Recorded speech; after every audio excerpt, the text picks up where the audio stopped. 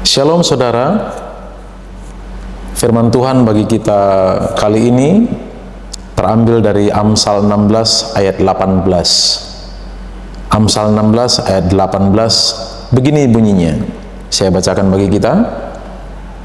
Kecongkakan mendahului kehancuran dan tinggi hati mendahului kejatuhan.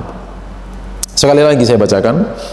Kecongkakan mendahului kehancuran dan tinggi hati mendahului kejatuhan. Haleluya.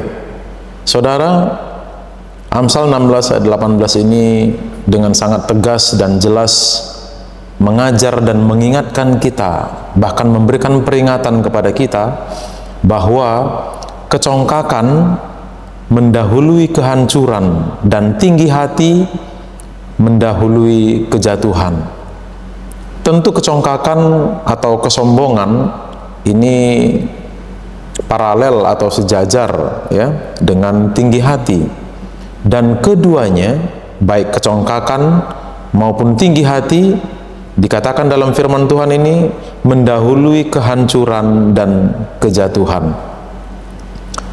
Kecongkakan mendahului kehancuran berarti kehancuran seseorang itu bermula atau berawal dimulai dari kecongkakan atau kesombongannya. Orang yang sombong, orang yang congkak, maka kecongkakannya itu akan menjadi pintu atau menjadi jalan dimulainya kehancuran atas dirinya.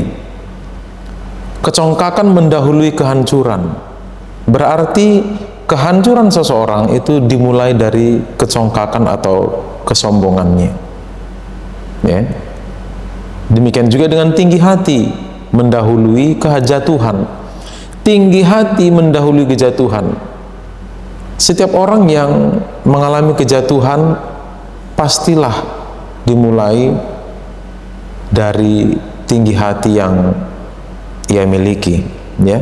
Sikap atau moral yang ia miliki, yakni tinggi hati dan kecongkakan, itu yang mendahului kehancuran dan kejatuhan.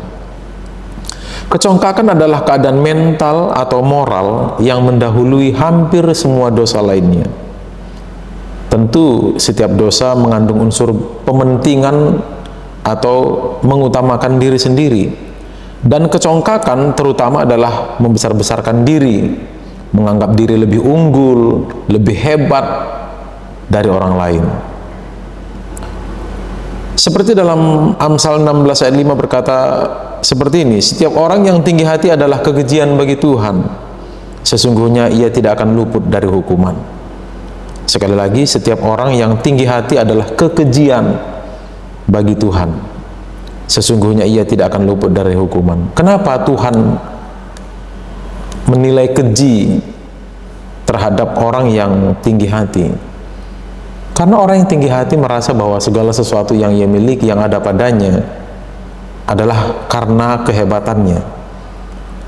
Semua yang ia miliki, pencapaiannya, keberhasilannya itu, dia pikir itu semua hasil dari kerja keras, hasil dari perjuangannya.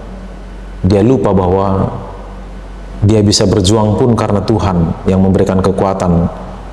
Dia bisa hidup karena Tuhan yang memberikan kehidupan. Sehingga orang yang tinggi hati adalah kekejian bagi Tuhan. Ini menjadi peringatan bagi kita betapa kekejian di mata Tuhan itu harus kita singkirkan, yaitu tinggi hati, kecongkakan, kesombongan, itu harus kita singkirkan dari hidup kita.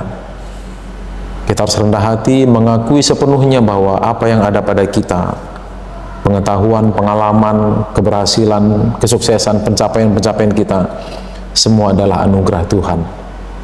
Tidak ada yang kita hasilkan dengan kekuatan kita sendiri. Semua karena anugerah dan kebaikan Tuhan.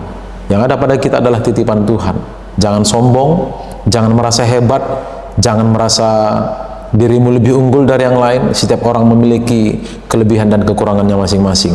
Tetap rendah hati ketika engkau hebat, ketika engkau dipercaya banyak oleh Tuhan. Ingat, orang yang dipercaya banyak dituntut banyak. Jangan sombong dengan semua kepercayaan yang Tuhan titipkan itu, tapi tetap rendah hati dan manfaatkan, gunakan semua yang Tuhan percayakan itu dengan penuh tanggung jawab, dengan tetap rendah hati. Jikalau engkau ternyata orang yang tidak dipercayakan lebih besar, lebih banyak dari orang lain, juga tidak perlu engkau menjadi rendah diri atau merasa minder, sebab setiap orang diberikan tanggung jawab sesuai dengan kemampuannya masing-masing. Ingat perumpamaan tentang talenta, ada yang diberi 5, ada yang diberi 2, ada yang diberi 1. Firman Tuhan katakan, masing-masing menurut kesanggupannya. Jauhkan dirimu dari kesombongan, jauhkan dirimu dari kecongkakan, jauhkan dirimu dari tinggi hati. Tidak ada yang patut kita sombongkan dalam hidup. Semua karena Tuhan, semua karena kebaikan Tuhan. Maka dari itu, tetap rendah hati. Tuhan Yesus memberkati. Shalom.